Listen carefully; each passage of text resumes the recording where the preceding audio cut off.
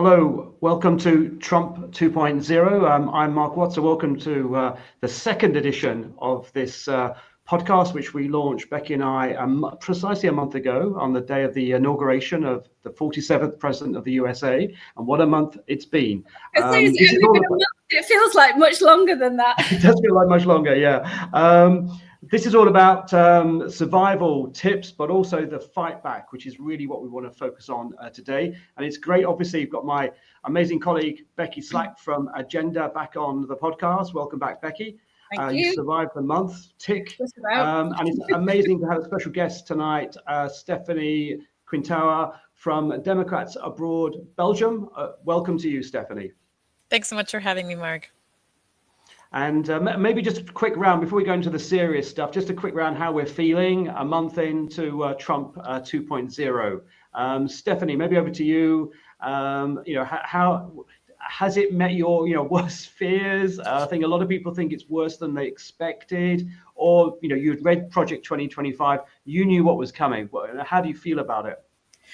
Well, I don't have a crystal ball, but I feel like with this administration, I really did have a crystal ball, because it's very much word for word what the Democratic Party thought would happen. Perhaps not at the same speed and fury, but definitely we saw this was coming. So not too surprised. Okay, that's an interesting bit of insight from your perspective. Becky, it's a long month, but roughly it has been a long month. But again, a bit like with Stephanie, I was expecting it. I feel like I've been bracing myself for it ever since Trump was elected, which was why I made a point of having lots of rest and trying to get lots of rest over the Christmas break, because I knew that this year was going to be really full on. So yeah, but I'm already feeling quite tired. And is it Christmas yet? Can I go on holiday, please? And I know we can only do our bit. One of the reasons, though, we're doing this is to help people survive the next 4 years, maybe even longer, or the next 2 years, if we're optimistic about the midterms. And I think, trying to generate that positive energy, but also some practical tips on how we can not just survive, but hopefully fight back and build on it. I know that was very much a theme a month ago, that maybe this is a turning point for European social democracy and for progressives, that this is the wake-up call we've been maybe waiting for, and maybe in the US as well. This is a moment when we can actually organize and fight back. But if I can start off with a quote that I think set the mood for this week, which was from Timothy Snyder, the historian, and particularly this week, very dramatic, obviously, events in Brussels with the NATO meeting, but also, obviously, the events in Munich with the speech by the vice president. And Snyder there saying, the famous historian academic saying, basically, yeah, we hear what you say. We can listen to what Musk and Vance say, and he's obviously got contempt for them. But his advice to us is now move on. 2025 is about what Europeans do, now, not what Americans say. So I don't know how, maybe starting with Becky, if that's okay. I mean, how you reacted. Do you agree with his advice? Basically ignore the US and just get on with, building a stronger, I guess, more democratic Europe, and a safer Europe too? Or do you think, he's missing the point there? A bit of both. I feel like the policies that Trump has introduced and the scale of the volume of executive orders that he's signed, and the fact that what America does has so much impact on the rest of the world, means that we can't ignore what America is saying. At the same time, we do need to crack on and get on with our own stuff, because we shouldn't use America as kind of like the to give us the direction for what we should be doing. But at the same time, and this comes back to something I think we spoke about briefly last month, Mark, was around narrative and how Trump has emboldened other far-right movements. And so they are listening to what he has to say, and they're going to be mimicking it. And so I think we have a duty of care to our society to listen to what America is saying and figure out ways in which to respond to it. So it's a bit of both. It's like I don't want to be driven by America and taken off in a particular direction because of that. Much in the same way we, centre-right parties quite often move further far right to try and capture those far right voters. I don't think we should be doing that. But I do think we should be paying close attention so that we can counter some of it. So that's my starter for 10. Okay, that's very, very pragmatic point of view, very, very sensible. But obviously, to some extent, Snyder, I guess, is trying to provoke a reaction from us as well. Stephanie, how did you, react to events in Brussels and Munich, but also the Snyder advice is, just double down, focus on what we can do here in Europe, and basically ignore what's going on in the US. I mean, I know you probably can't afford to do that, but do you think Europeans should sort of disengage from the daily cut and thrust of US politics? I don't think so. I think that's a very luxurious statement to assume that Europeans can disengage. We live in a globalized society, and what happens in the US does impact what happens in Europe, especially when it comes to things like NATO. And so I think we very much need to engage with the US, obviously focus and strengthen the European Union. It's a sign that the EU cannot rely on the US so much, which can be, I think, very motivating for European countries to come together. It can be very unifying. But as an American, I am biased, so I think Europeans should stay in the game with us. Stephanie, I wonder whether you might be able to summarize sort of, I mentioned the volume of policy changes and executive orders, and we've talked about what a month it's been. Maybe just give us a sort of a summary as to what's happened, because there's been loads and loads of executive orders signed, haven't there? Of course, yeah. I'm happy to give a little state of play about what's happening in the US right now, trying to synthesize a bit of that. It's very confusing, a lot of noise, but essentially what is happening, what we're seeing right now is something called flood the zone. It's a political strategy by Steve Bannon, who was Donald Trump's former advisor, and now continued by Stephen Miller, Trump's current advisor. The idea is to throw spaghetti at the wall and see what sticks. It's to create a confusion and contaminate the media landscape with misinformation, and this overwhelms the media and the opposition, making it difficult to respond to everything all at once. So as you mentioned, there's been a large number of executive orders, about 46, which is huge in comparison to what Trump did last year during his 4 years, and this is just in the first month. So everything ranging from tariffs against Canada to, birthright citizenship to Americans, which is a constitutional right. This creates this level of mistrust between media, the public, and again, it's meant to make it difficult for Democrats to respond. So while Democrats are responding to something very controversial, such as the birthright citizenship, Trump's administration is able to sort of pass something else that they are interested in because it's not getting so much media attention. And this, then we can talk about Doge and Elon Musk. Let me know if you want me to go there. Well, US aid, which is having a big impact as well. All of those cuts is, as far as I can tell from the organizations that I've been talking to, there's the direct impact of US aid cuts. There's the fact that all of those people have now lost their jobs. There's the impact on US agriculture.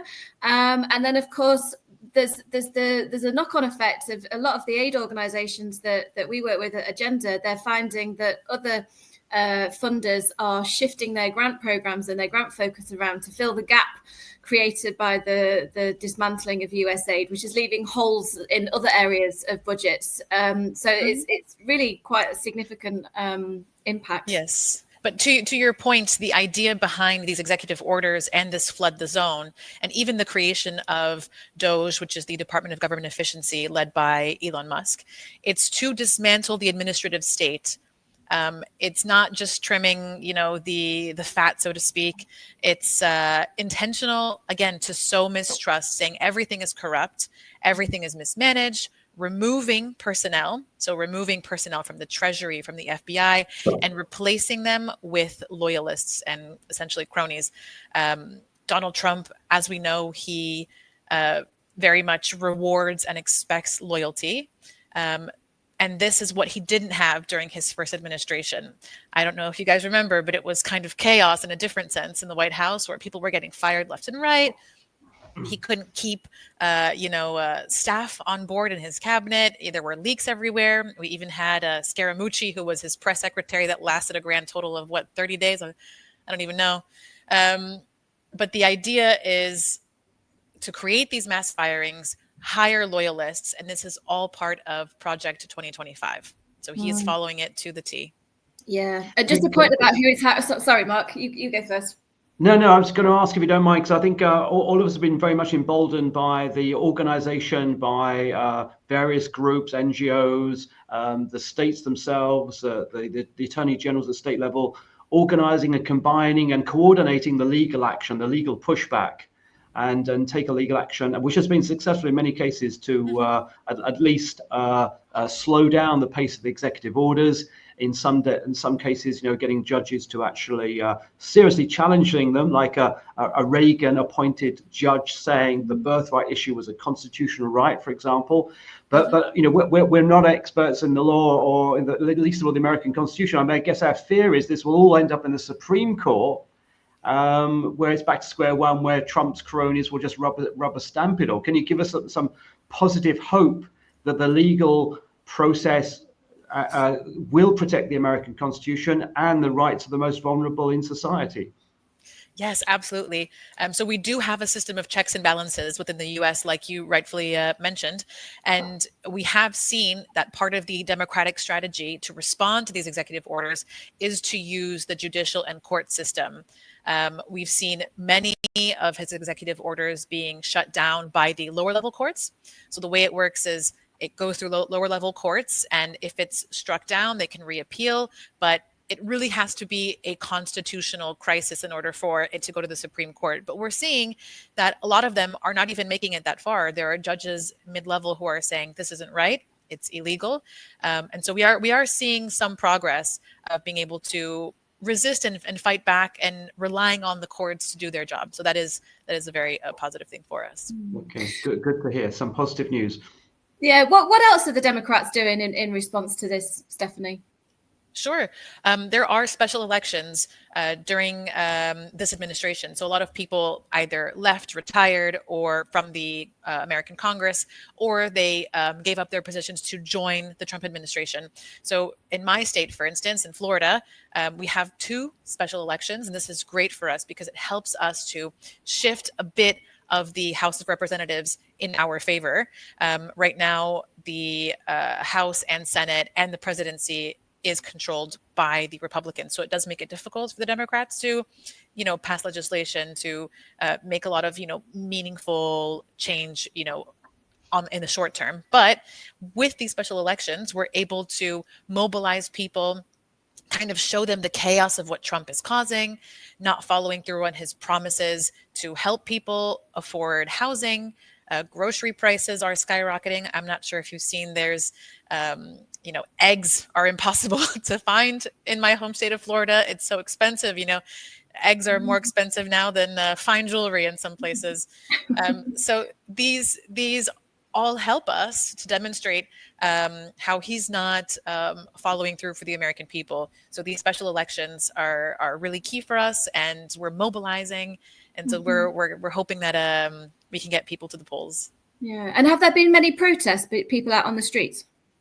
Yes. So here in Brussels, we had our own protest for Democrats Abroad Belgium. We were trying to show Pete Hegseth, who is the new Secretary of Defense, that he is not welcome, and that we disagree with his stance on NATO. And there have been many protests in the U.S., similar to the Women's March in DC, some in New England, Florida, even some in Texas. A lot of university towns are having protests with young students who are mobilizing, which is something that we risk seeing less of, but we're starting to see them marching in the streets.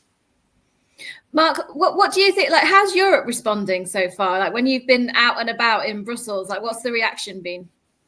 Well, this is my concern, really, that we do seem to be a bit like, to use all the cliches I can think of, like, the rabbits and the headlamps, the headless chickens, that, oh my God, I didn't, it's shocking. And I think that's my concern, that particularly how the Europeans reacted in Brussels to Hesketh, they seem to be shocked by his, not just by what he said, but the way he said it. His whole, the arrogance, if you like. I think they've never been spoken to like that before. There was no diplomacy. It was just, I think for some Europeans, it was rude. It was shocking. They're just not used to that in terms of diplomacy. And of course, Vance repeated that in Munich, where again, I think I was surprised that they were surprised. Because as Stephanie said at the beginning, this is what they promised to do. It was in their program. It's in Project 25. That's what they've said on the stump and in their speeches. They just repeated, to be fair, what they said they were going to do. I think a lot of it was the manner in which they said it. Us Europeans are just not used to being told things so bluntly, if you like. And I think it's that lack of diplomacy.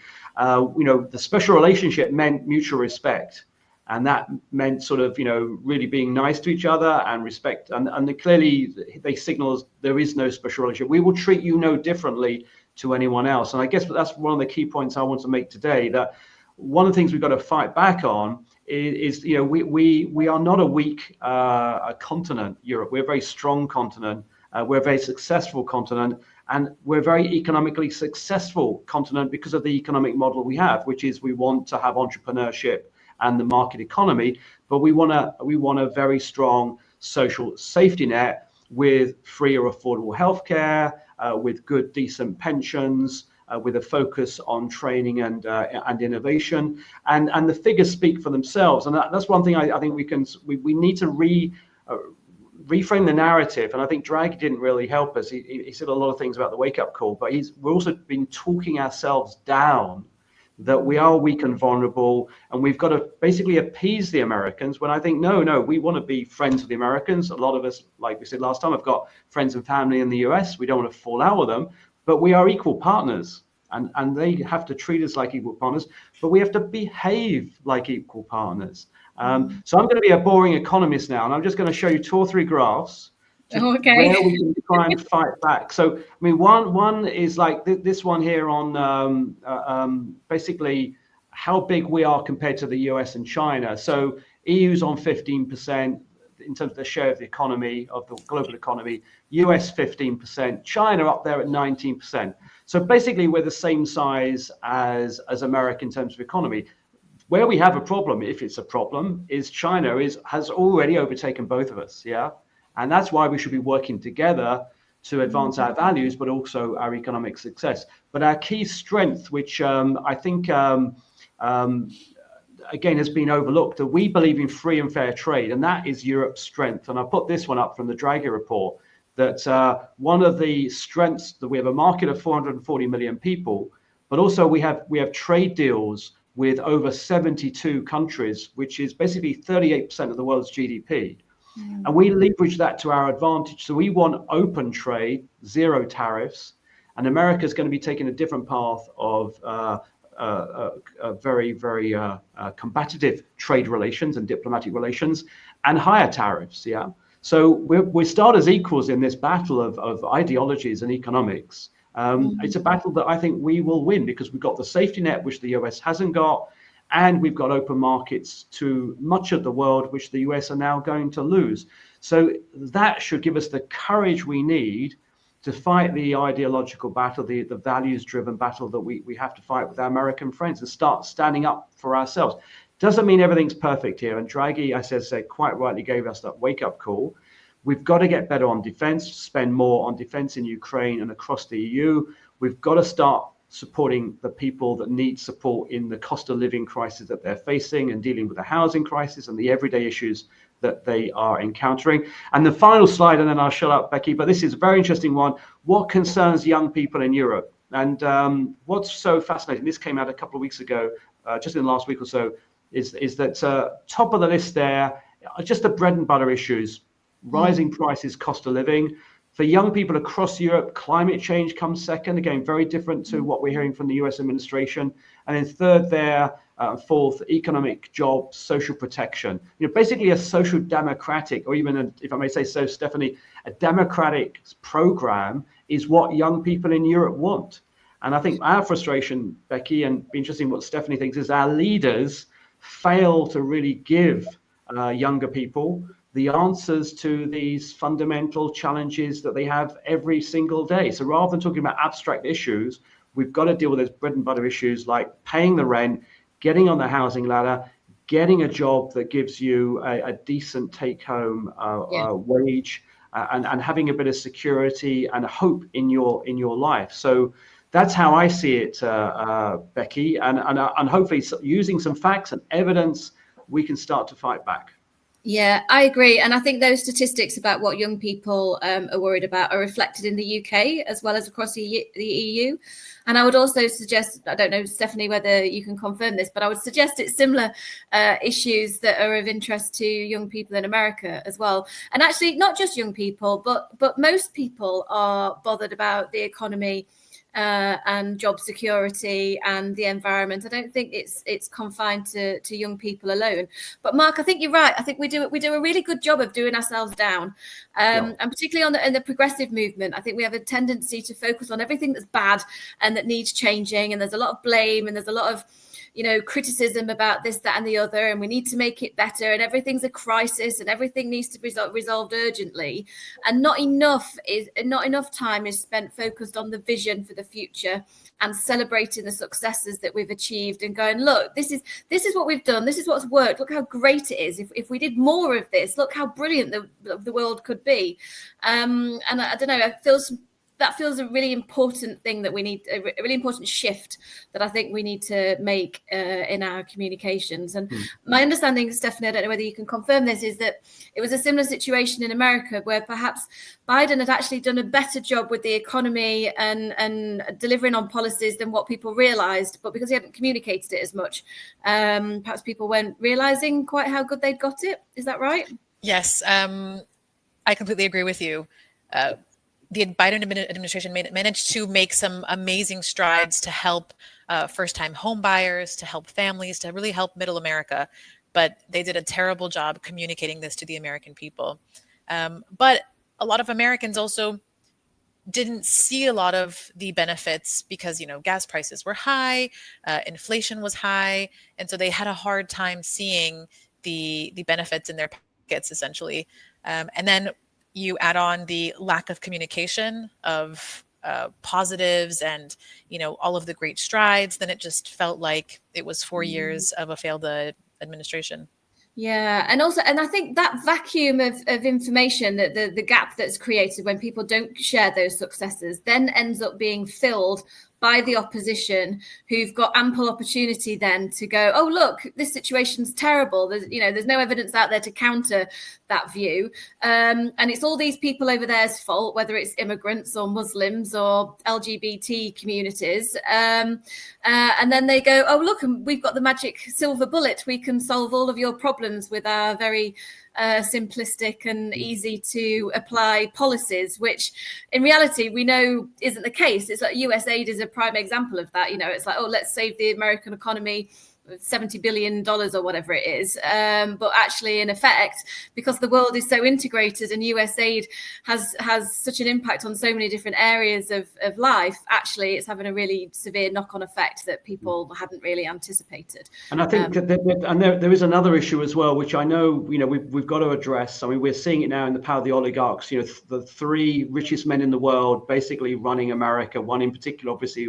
almost running the White House and behind the desk more than the president, it would appear. But we've got a similar problem in Europe as well. And I promise you no more graphs, but there was a great report by Oxfam out that the billionaire wealth in the EU is surging by 400 million euros per day in 2024. A new billionaire every week in Europe. So one of the things the centre left, progressive left has to grapple with is how do we control the oligarchs in terms of their influence and power on the media, but also create a more equitable society and touch on something that we've always shied away from, and that's taxing the billionaires. So that and indeed the millionaires, that they pay their fair share of the burden to improve defence, improve housing, tackle poverty, improve our infrastructure, etc.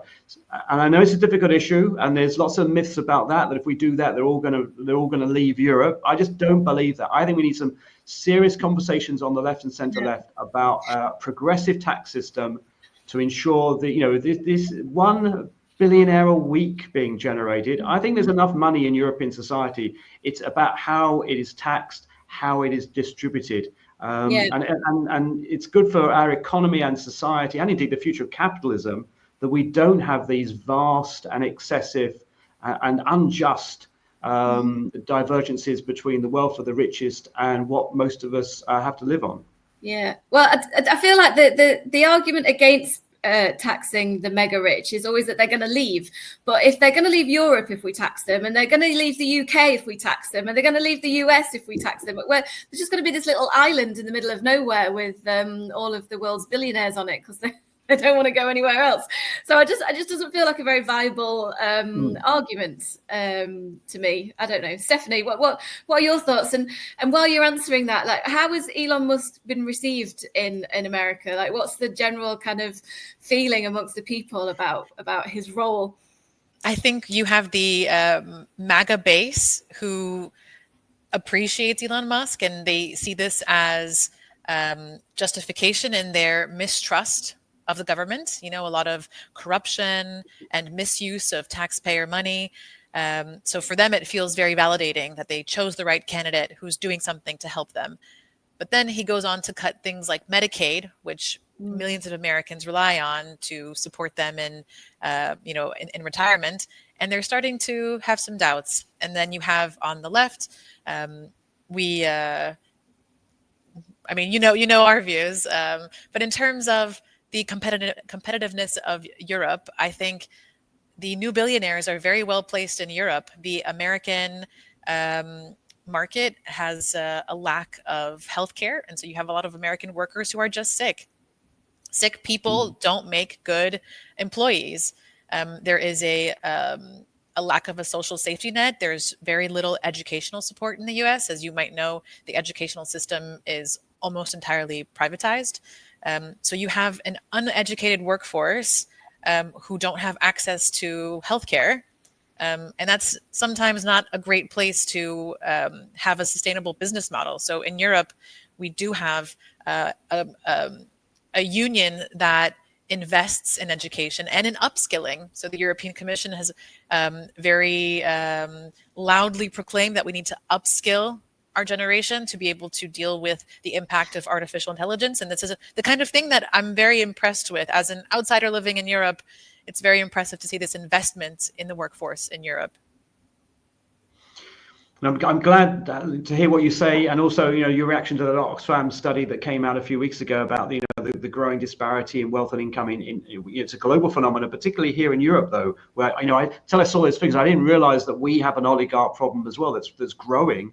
And they're just starting out. You may have heard this week, one has started a new political party in Europe, trying to follow Trump. And we're going to see this, in Germany and elsewhere in the elections as they play out, people trying to use their money to advance not just their wealth, but their political power as well. But what struck me about that Oxfam report a few weeks away that was launched at Davos was it was basically ignored. I mean, no one seems to really care about this, the wealth disparity that we have, which, as you say, in America means you've got an aging and a sick workforce. Life expectancy in America is about 4 years behind that of the UK. Literally, people die 3 or 4 years earlier than they need to because of the lack of decent healthcare. But as I said, Becky, any insight on why voters, why political parties, why their leaders in particular aren't really addressing that basic social justice issue about a fairer society needs fairer taxes? I think it's nuanced. I think it's partly because there's some fear of annoying the wealthy who have, as you said, they have a lot of power and a lot of influence. So there's something around not biting the hand that feeds you in some respect. I also, I'm trying to find the right narratives.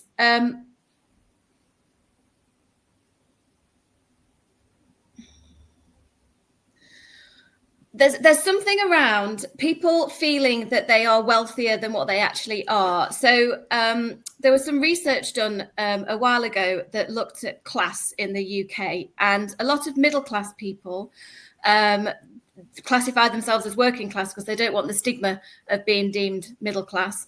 And a lot of working class people will classify themselves as middle class because they are aspirational and they like to think of themselves as having more money and more social status than perhaps they have.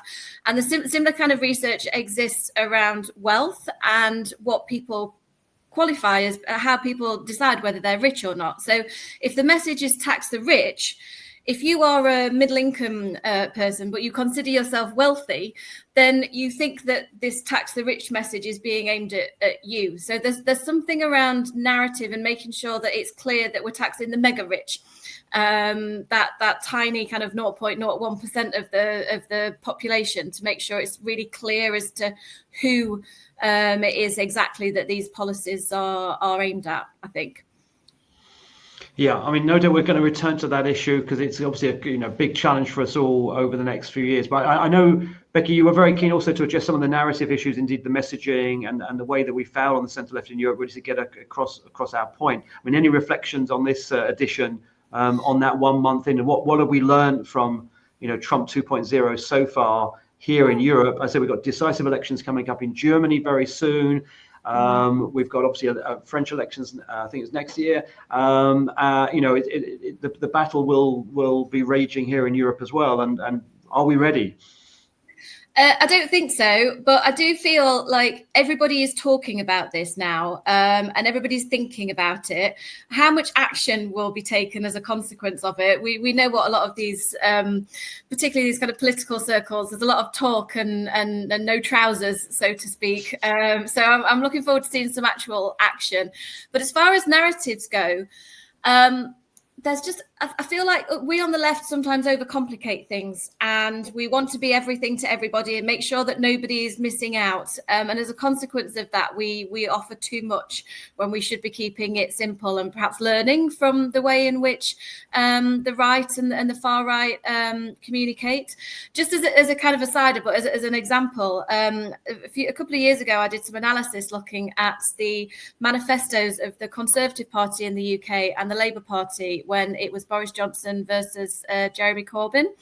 And Boris Johnson's manifesto was get Brexit done. Like every single department, Brexit was woven into it. Every single page had the phrase "get Brexit done" on it. It was very entirely woven into it. It was really clear that was what the manifesto was about. And also they spoke to the individual. It was like, you feel this is how we will help you. As a comparison, Jeremy Corbyn's manifesto, it was so wordy, it was so dense, there was so much in there. Even to this day, even having done this analysis, I still couldn't really tell you what that manifesto was about, what was the key message. And I'm sure there were some really great policy ideas in there, but it was just really hard to pull them out and identify them and remember them.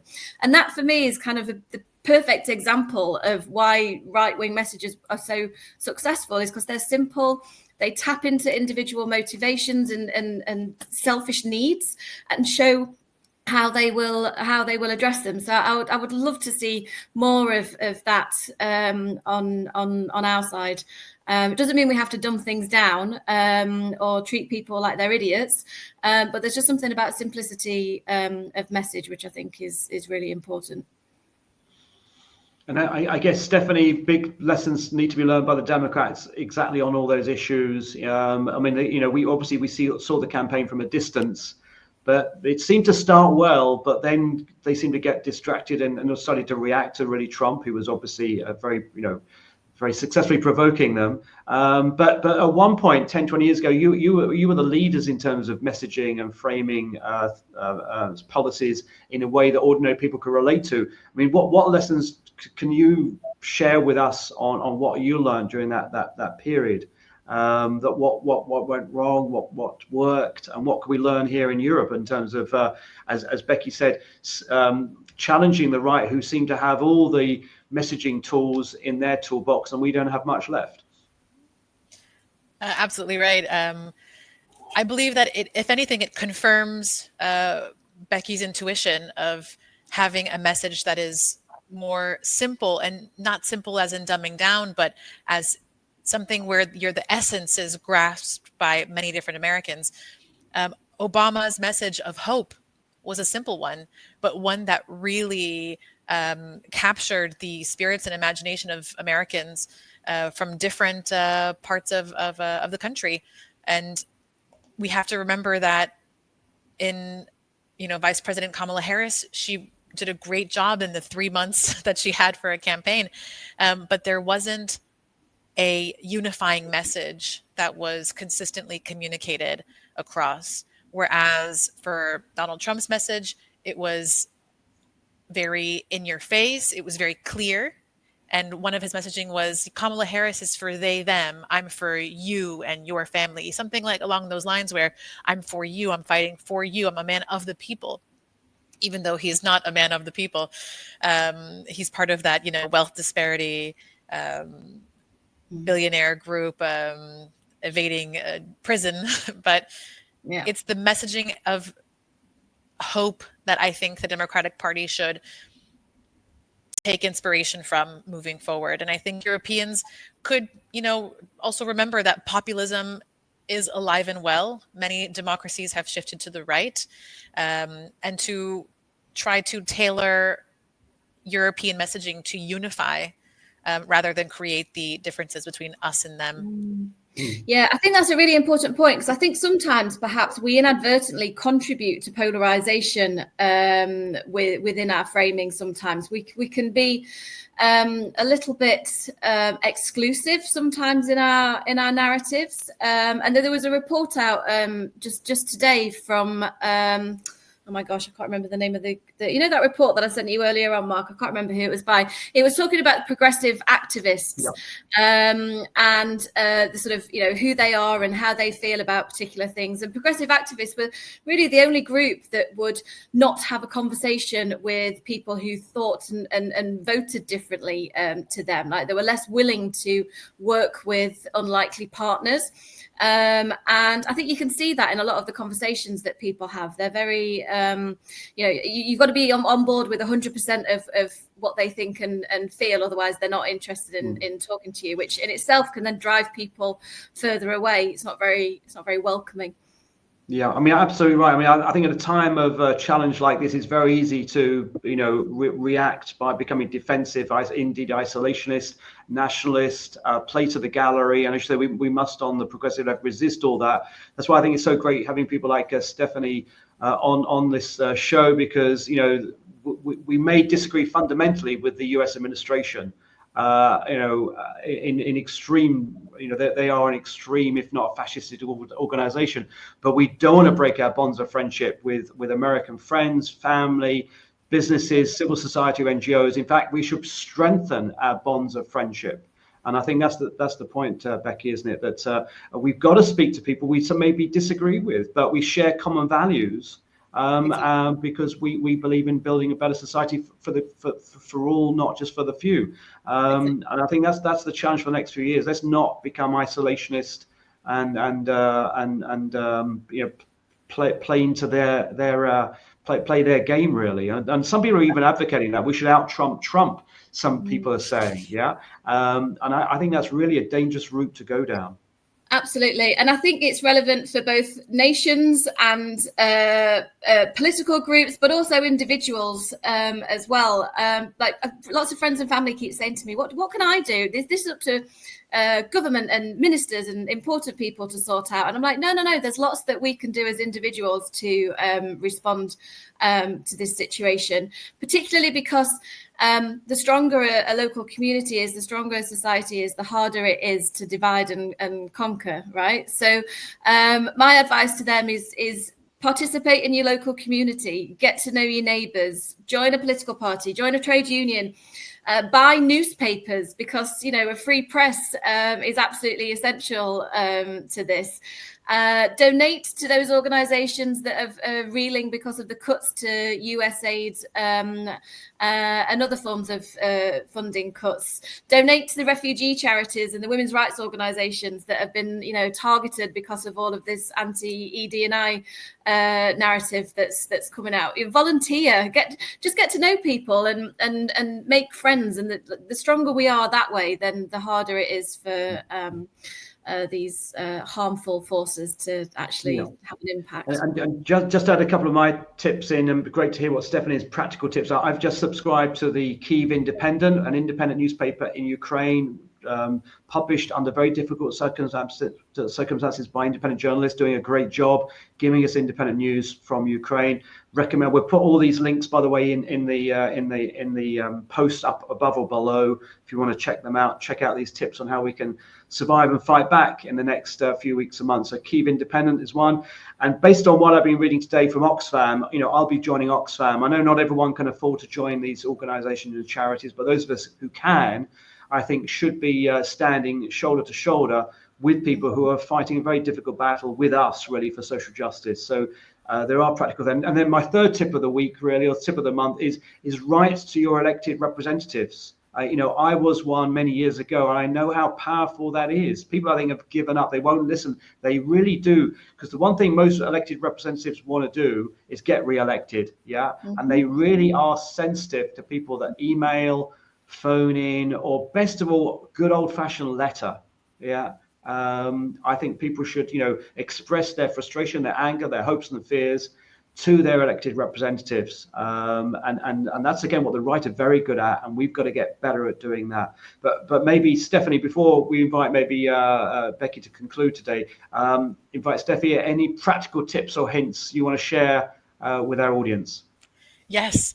So as an American, if you know other Americans, invite them to register to vote, whether they're conservative or liberal. Just invite them to register to vote. Americans living abroad, they do have a constitutional right to vote, and many of them are not aware of this. So this already can help. In this resistance to Donald Trump. There are about 5 million Americans who live abroad. 2 million of those have registered to vote. But that's still, still not enough. And we need to mobilize people and to, as you mentioned, write to your local representatives. So if you go on democratsabroad.org, you'll find we have different packs and really easy essentially ways for people to just tick a box, put down their names, and send mail to their local representatives. So if we together start to call, email, send letters, and we inundate them with our requests and our views, they are only forced to take action to, represent their constituency. So again, invite people to register to vote, help make things easier for your friends and family to understand what's happening in politics, and contact your local reps. Thanks, Stephanie. Yeah. Lots of things to do, lots of homework there for everyone for the next few weeks. Absolutely. And just finally, just to remind people that we absolutely have to look after ourselves as well. Like, there's a lot of anxiety around. People are afraid and anxious about what's going to happen, and making sure, and also people are feeling a bit overwhelmed and burnt out already, and we've only just got started. So I would say, if nothing else, let's make sure that we look after ourselves and our friends and our colleagues, and make sure that we rest, so that we've got the energy to keep going. I think that's going to be really important, both this year and going forwards. Well, thanks, Becky. Thanks, Stephanie, and thanks everyone watching. And make sure, if you watch this, you like and you share. Tell us what you think. Get questions in and comments for the next show in a month's time. And let's not just react to Trump every day, but let's fight back and fight for everything we believe in across the Atlantic, in Europe and America, and indeed beyond. So thanks everyone for watching, and look forward to catching up with everyone in a month's time. Thanks for having us. Thanks for coming, Stephanie. It's been great. Thank you so much for having Democrats Abroad. Goodbye, everyone.